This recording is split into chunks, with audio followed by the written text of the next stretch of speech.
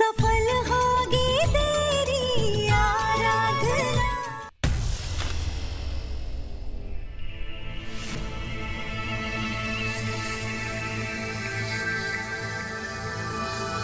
ये आपकी family photos है क्या? हाँ, कल इतना कुछ हुआ, घर में इतने सारे झगड़े हुए, रिश्तों में मनमुटाव आया। ये सब कुछ देखकर हम बहुत उदास हो गए, क्योंकि जब तक आराधना यहाँ थी ना इस घर में, तो पूरे घर को एक माला में पिरो कर रखती थी। लेकिन उसके जाने के बाद इस परिवार से प्यार ही गायब हो गया। हमारा ये परिवार टूटकर बिखर गया। बस इसीलिए हम हमारे भाई की, हमारे बाबूजी, हमारी मम्मी की तस्वीरें देख रहे थे। पता नहीं क्यों आज हमें आराधना की बहुत याद आ रही है। क्या हम भी देख सकते हैं? हाँ हाँ, क्यों नहीं, बैठो। ये माधव जब वो छोटा था, ये हमारी तस्वीर है, और ये जो है ना, ये हमारा छोटा सा किशन है। अरे दादी की तस्वीर कहाँ चली गई? ये दादी जवानी में, ये हम तीन। ये ना आराधना की शादी की तस्वीर है। हम देख लें एक बार? हाँ।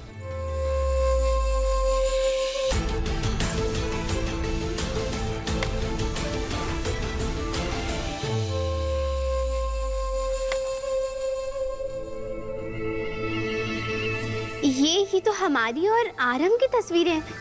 ये कैसे आ गई यहाँ पर?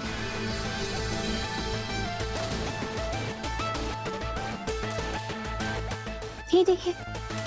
अरे हाँ, लेकिन ये आपके पास कैसे आ गई? क्या पता कैसे आई होगी। अरे हाँ हाँ, याद आया। वो क्या है ना, जब भी हम किसी के साथ डील करते हैं तो हम उनके बारे में सारी जानकारियां हासिल करते हैं। ये हमारी कंपनी का प्रोटोकॉल है। हो सकता है शायद इन फाइल से ये फोटोग्राफ्स यहाँ आ गई होगी। कोई प्रॉब्लम नहीं, मैं इन तस्वीरों को निकाल देती हूँ। कोई बात नहीं।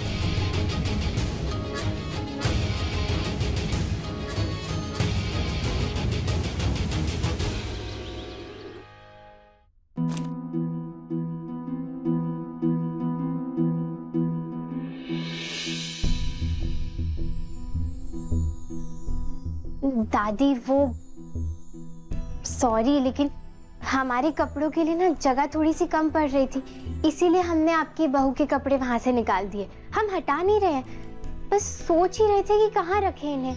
वैसे कुछ दिनों की बात है, आप एडजस्ट कर लीजिए, उसके बाद तो हम चले जाएंगे। हाँ, तुम तो चली ही जाओगी। एक काम करो, तुम ये सारे कपड़े उस छोटी सी अलमारी में रख दो। हाँ, वैसे दादी डोंट माइंड, लेकिन आपकी बहू के पास में सिर्फ इतने से ही कपड़े थे।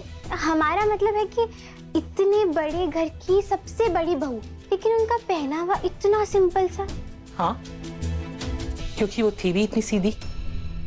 इस घर की चकाचौंध उसके दिल के आगे, उसकी अच्छाइयों के आगे हमेशा फीकी ही पड़ जाती थी।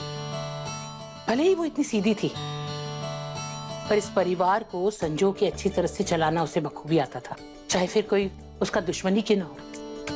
सबको अपना बना लेती थी, बहुत बड़ा दिल रखती थी वो। तुम्हें पता है आरती, ये जो हमारे घर का सबसे छोटा सदस्य है ना, विनायक, वो हमारे पोते माधव और उसकी बीवी दामिनी का बेटा है। आराधना ने तो बस सिर्फ उसे जन्म दिया है। वो क्या कहते हैं आजकल, सारा केसी। सरो क्या? अरे वही जो औरतें अपनी कोख को किराए पर देती हैं, वही वाली माँ है आराधना उसकी। अच्छा।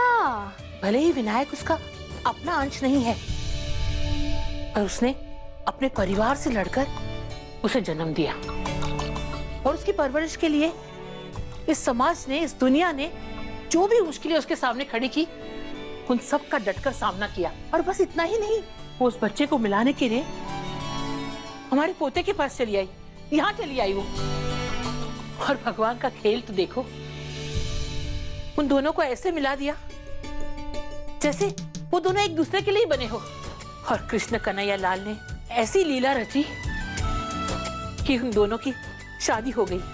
तुम जानती हो, वो शादी नहीं करना चाहते थे, चाहे ये सब उनकी मर्जी के खिलाफ ही हुआ हो, लेकिन हमारा पोता, हमारा पर पोता और आराधना एक हो गए। अरे वाह, ये तो बिल्कुल फिल्मी लव स्टोरी है। हाँ, इतनी अच्छी जोड़ी थी दोनों की।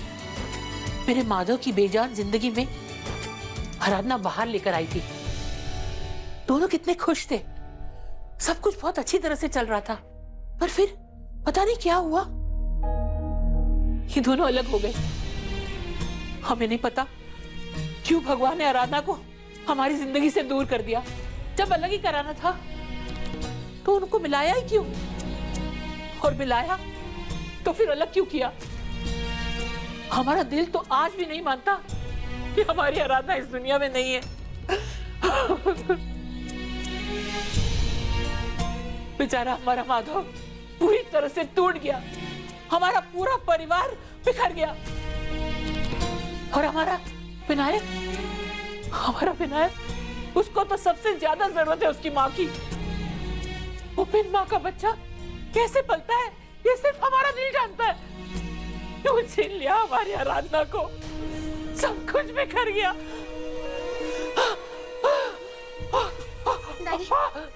दादी क्या हुआ? क्या हो रहा है आपको? आपकी सास तो कुछ ज्यादा ही फूल रही है। आपको ऐसी सैड वाली बातें नहीं करनी चाहिए थी दादी। एक मिनट दादी, हमें कुछ समझ नहीं आ रहा है।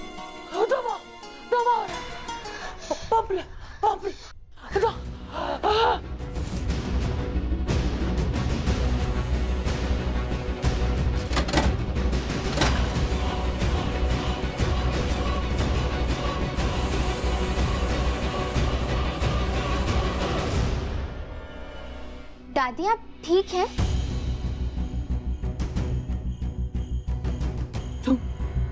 तुम आराधना हो ना? तुम्हें कैसे पता कि ये पंप इस पेटी में है? ये बात इस घर में सब लोग नहीं जानते, सिर्फ चंदा, हमारा पोता माधव और हमारी बहू आराधना जानती थी। तुम आराधना हो ना? बोलो, तुम आराधना हो ना? नहीं नहीं, झूठ बोल रही हो। हमने देखा, तुम इस कमरे में आई, तुमने यहाँ वहाँ कहीं नहीं ढूंढा। उस अलमारी में नहीं ढूंढ सकती थी, पर तुमने वहाँ नहीं ढूंढा, तुमने सीधा इस पेटी में ढूंढा। जैसे कि तुम्हें पता हो कि हमारा पंप यही रहता है। हम अच्छी तरह से जानते हैं कि तुम झूठ बोल रही हो। हमारा कहता है कि तुम हमारी बहू आराधना हो। हम अपनी बहू को अच्छी तरह से पहचानते हैं। बोलो बोलो, तुम झूठ बोल रही हो ना? हे भगवान, अरे इस घर में सबको दिमागी बीमारी है क्या? पहले आपके पोते का दिमाग खराब हुआ और अब आपका दिमाग खराब हुआ। पहले आपके पोते का नाटक और अब आपका नाटक। तुम्हारा झूठ पकड़ा गया। अगर तुम आराधना नहीं होती तो तुम्हें कैसे पता होता कि हमारा पंप इस पेटी में है? बताओ कैसे पता होता, बताओ। अरे हमें डिम्पल जी ने बताया था इस बारे में। वो हम पूरे परिवार के बारे में बात कर रहे थे, तभी उन्होंने बताया था कि आपको दमे की बीमारी है और कभी-कभी आपको पंप की भी जरूरत होती है। हाँ हाँ, सच कह रही हूँ मैं। ठीक है।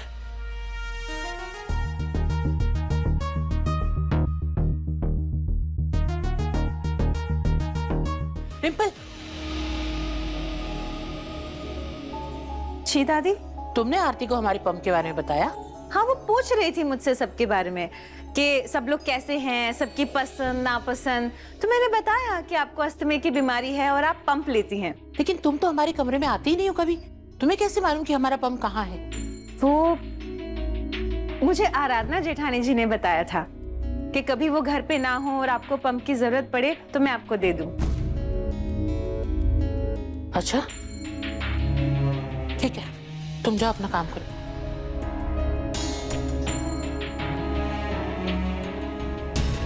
यानी हमें गलतफहमी हुई थी, पर कैसे नहीं होती? हमें परेशान देखकर वो भी परेशान हो गई थी। हमारी जान खतरे में देखकर वो बहुत परेशान हो गई थी, जैसे कभी आराधना हुआ करती थी।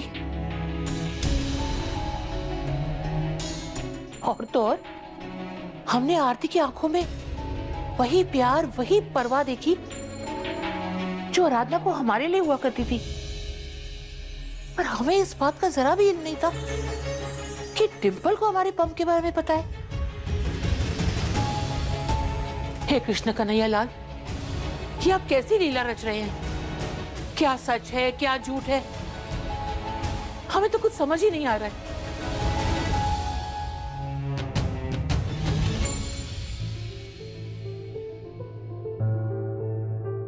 बापा, अच्छा हुआ जो डिम्पल जी ने दादी को बताया नहीं, कि मुझे उन्होंने नहीं बताया था कि वो पंप कहाँ रहता है, वरना मेरा सच सबके सामने आ जाता कि मैं आरती नहीं आराधना हूँ।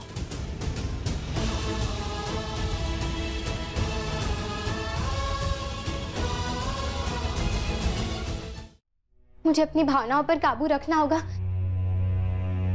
और आज अगर दादी की तबीयत खराब हुई थी तो मुझे किसी और को बुलाना चाहिए था, खुद जाकर वो दवाई नहीं लानी चाहिए थी। लेकिन मैं क्या करती? दादी की हालत देखकर मैं इतना ज्यादा डर गई थी कि मुझे कुछ समझ ही नहीं आया। इस बार तो चुप हो गई, लेकिन ये दोबारा नहीं हो सकती। मुझे खुद पर काबू रखकर ये नाटक जारी रखना होगा। मुझे आरती बनकर इस घर में रहना ही होगा। मैं आराधना होने की भनक भी किसी को नहीं लगने दे सकती।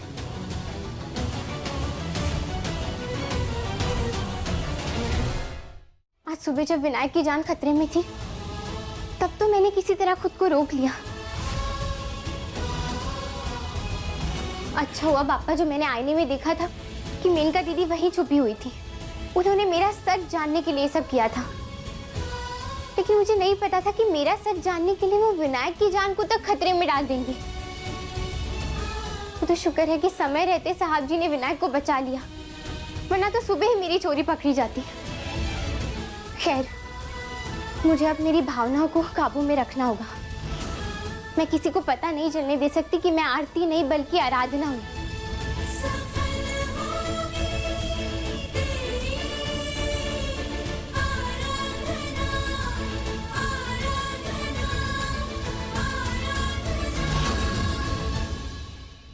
देखिए सफल होगी तेरी आराधना के लेटेस्ट एपिसोड्स कभी भी कहीं भी। अभी सब्सक्राइब करें दंगल प्ले ऐप। अपने पसंदीदा शो के फुल एपिसोड देखने के लिए अभी डाउनलोड करें दंगल प्ले ऐप।